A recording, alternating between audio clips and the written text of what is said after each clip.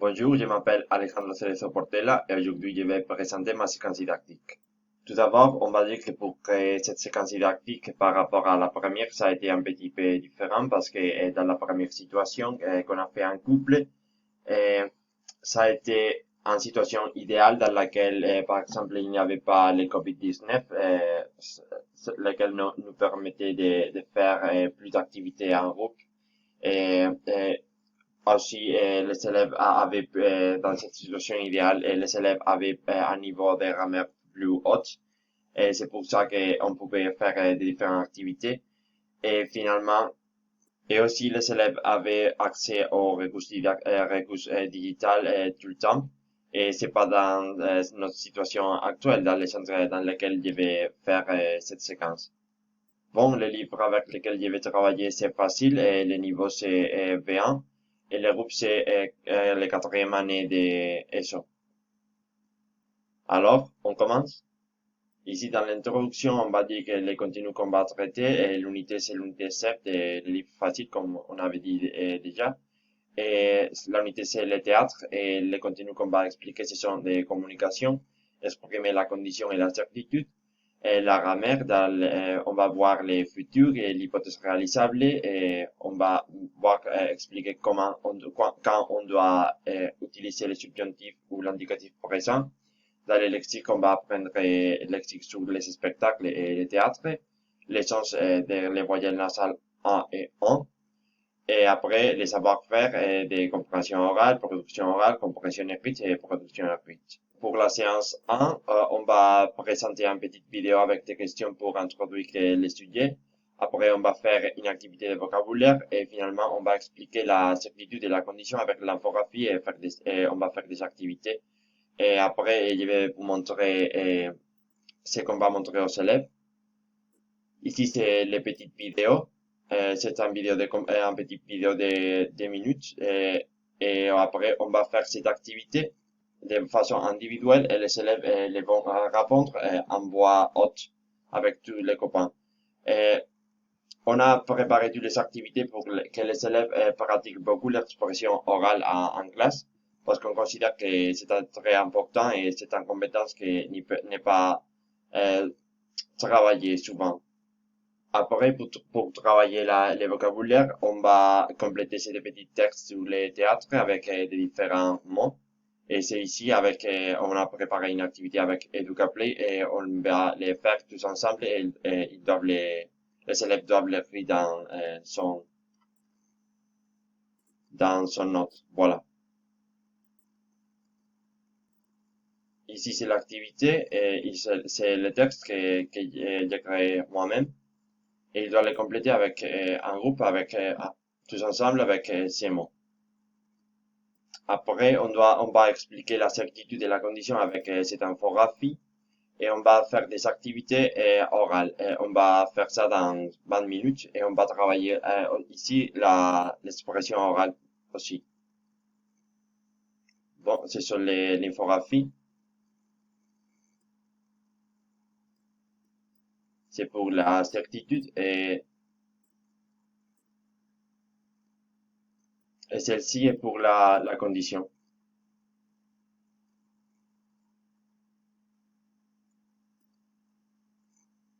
C'est ce qu'on va montrer aux élèves. Ici, on a préparé dans la séance 2, après, on a préparé activité pour expliquer les futurs. Et c'est ça qu'on va montrer aux élèves et on a expliqué les différentes règles des futurs avec les verbes irréguliers et après on a préparé des exercices et selon le temps, on va nous adapter à faire plus ou moins d'exercices et ici on a les solutions.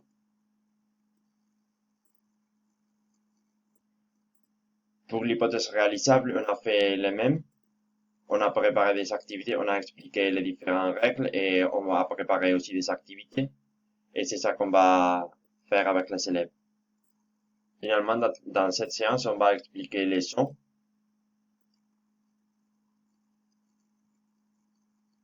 Et on ne va pas nous limiter seulement à expliquer que c'est des sons, c'est des sons, mais on va expliquer aussi quelles sont les voyelles nasales, qu'est-ce que la phonétique en français. Et après, on a proposé une activité avec des différents pour distinguer. Et ici, on a les solutions aussi.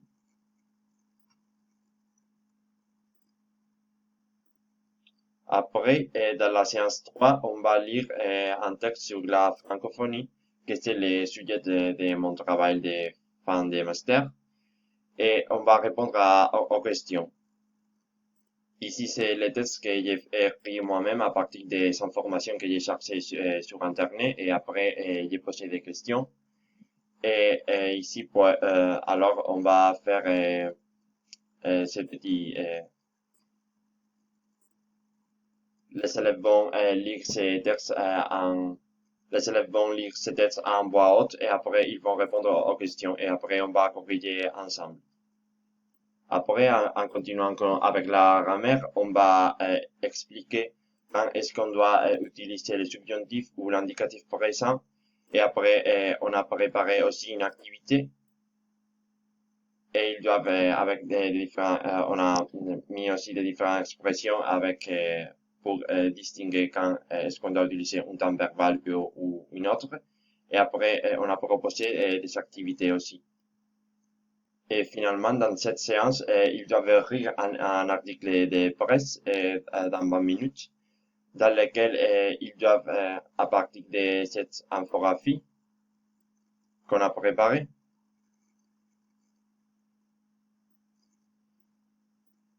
les élèves peuvent savoir qu'est-ce que sont les parties, qu'est-ce que c'est un article de presse, quelles sont les parties d'un article de presse et les styles qu'ils doivent utiliser. Et après, on a proposé une activité dans laquelle ils vont écrire un article dans lequel ils ont vu une pièce de théâtre et ils doivent raconter qu'est-ce qu'ils ont aimé, ce qu'ils ont détesté de cette pièce de théâtre. Et après, je vais corriger chez moi cette activité pour évaluer l'expression écrite. Après, dans la séance 4 et 5, on va expliquer la tâche finale et on va laisser le temps pour faire cette tâche finale. Dans cette tâche finale, les élèves vont choisir une personnage célèbre francophone ou une pièce de théâtre. Et ça peut être aussi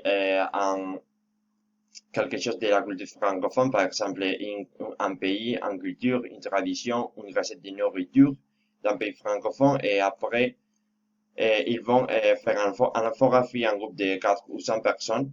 Et en français, bien sûr, et ils doivent faire une petite présentation de 10 minutes et après, ils vont le faire dans la séance 5.